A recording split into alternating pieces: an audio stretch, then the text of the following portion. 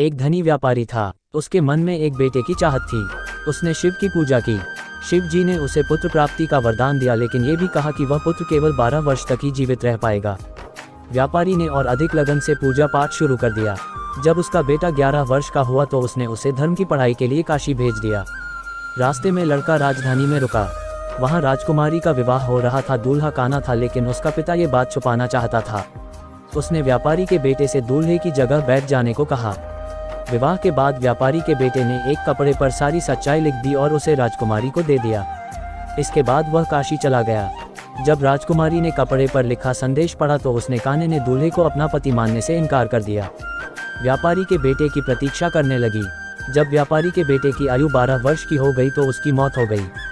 व्यापारी के पूजा पाठ और भक्ति से शिव जी प्रसन्न हो गए। उन्होंने उसको फिर से जीवित कर दिया। व्यापारी का बेटा राजकुमारी को पत्नी के रूप में लेकर घर आ गया।